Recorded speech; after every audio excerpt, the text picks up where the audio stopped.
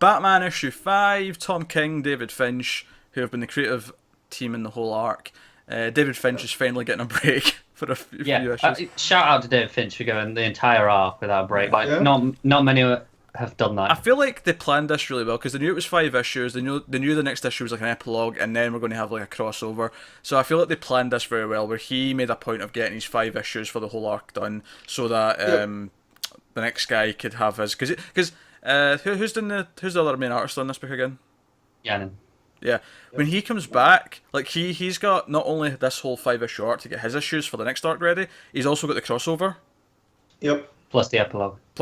Issue. So he's had, like, what's that, 5, 6, 7, 8 issues. By the time his arc starts, there'll have been 8 issues of him with all that time to have his 5 or 6 issue arc done. So, they've planned this out fairly well, I think. Yeah, they have. So, but this is quite notable because this, along with possibly Green Arrow this week, which we'll talk to when we get to it, is the first arc that's finished in Rebirth out of these ongoing books. So, Batman issue 5 is the end of I Am Gotham, and they finally had Batman say it, but it didn't make me cringe. It was actually a really cool moment. So you know what? Props to you, Mr. King. Props to you. Before we get to all the main stuff, let's just talk about how funny the opening few pages were with Alfred. So good. Yeah, the accelerating miles per hour as he's going through and getting closer to Gotham. It's one of those things where you say, "Oh, Alfred puts on the Batsuit and charges the Batmobile at Gotham." It sounds stupid and ridiculous, but it works. Honestly, while I was on the Batmobile, I was still thinking it was going to be stupid. But then he stepped out the Batmobile, put his hands in his hips, and went, "Relax, Gotham. The Dark Knight has returned." I'm like, "Okay, right, I'm in." Yep. Why do you have a mustache? That was great. Oh god, no, it was really fun. And then obviously the moment where Bruce over the mic's like, "All right, I'm here, Alfred. It's fine." He's like, "Oh, thank God," and then he just runs away. Yeah. Oh, great. But no, so they have a bit of a fight. Batman, after Alfred already threw the car at him, Batman flies the plane into him, realizes that this ain't working out too well, and he admits that he needs help, and he gets Alfred to call in the Justice League, which I'm sure Matt appreciated. Yes. Yeah. He realised, I can't deal with this problem. This is... Well, that's kind of the idea behind this whole arc, isn't it? That's why he let Gotham and Gotham Girl in the first place, because he's like, there are problems I can't deal with. Yeah. Right. And a superhuman that's been afflicted with rage by Psycho Pirate, which I'm just going to give credit to King for coming up with such a comic book idea when we've had Snyder, who's done more crime-driven stuff with Batman. This felt more like a superhero. Yeah, it definitely deal. does. And I like that because Psycho Pirate is such an odd character. It plays with emotions and whatnot. Like, but he's so dangerous because of that. Like, yeah, exactly. He's so inherently goofy at the same time. Yep. And so I just like that little bridge that they put in there, and then the Justice League showing up, and it added that sense of continuity because it's the Justice League from the main comic. Yeah, it's the exact same. Where you have roster. the 2 Green Lanterns and all of them. So, but no, yeah, my main problem with this one was towards the end, where I have no idea what's going on, and I read the end section 2 or 3 times. See, the end bit is where I got excited about the book going forward. Okay.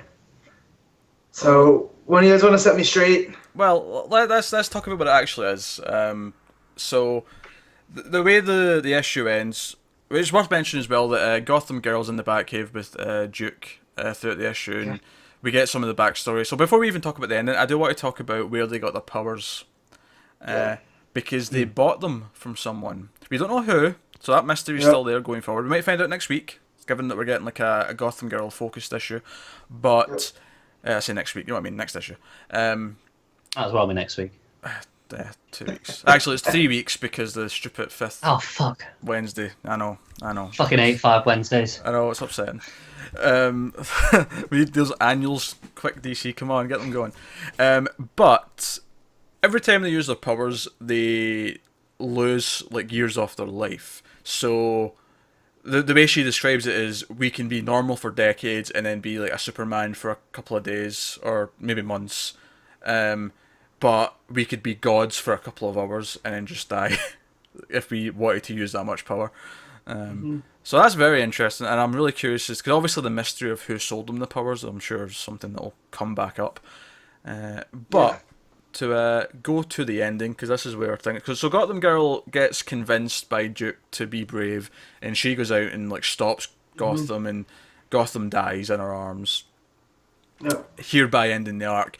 But as the final page like hits, we get some narration from Gotham Girl, seemingly from the future, where she says that her and Duke got married, and that on this day when her brother died, it was the start of a chain of events that led to her killing Batman. And she specifically says Bruce as well. She doesn't say, because my first thought as Matt's dog comes traipsing into the podcast. Lay down. So I'm a half-deaf lab.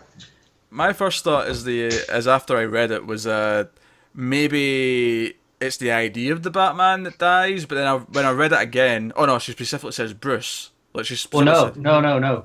She says Bruce before, where but then the final panel is the death of Batman. Yeah, but what does she say when she says Bruce? So she specifically says Bruce. She says Bruce before. Let me find it. It's on the same page.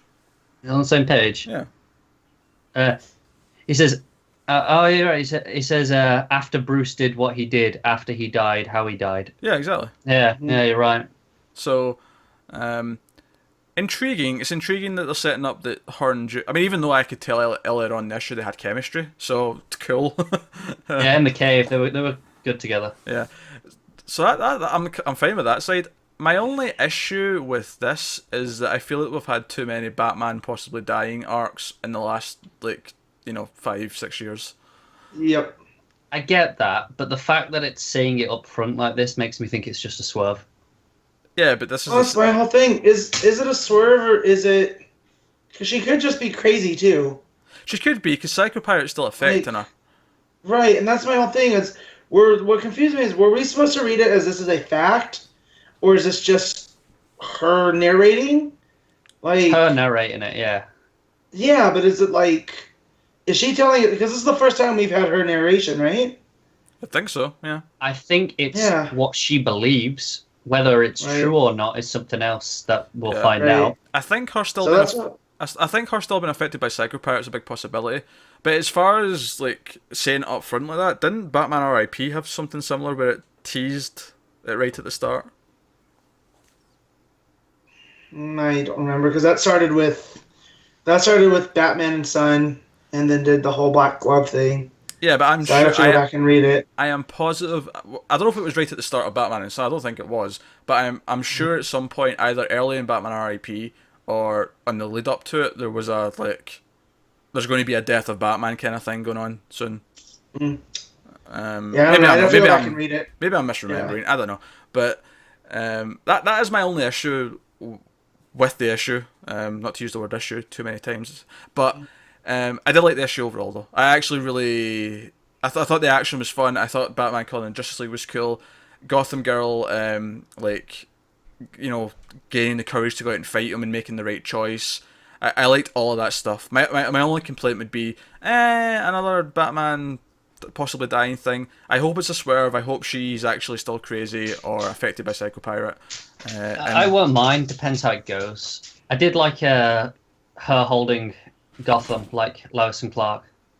Yeah. Like that's Superman. It was nice, that touch. Yeah, it was very, very similar. So no, I like the book. I thought it was a great end to the first arc. I've really enjoyed the first arc of Batman. Yeah, definitely. Yeah. I like that he flew a plane into Gotham and not the city, the person. It's usually the cats interrupting the show, so we have some dog activity going on, some canine. Because he can't do anything quiet because he's 100 pounds and 11 years old. So, yeah.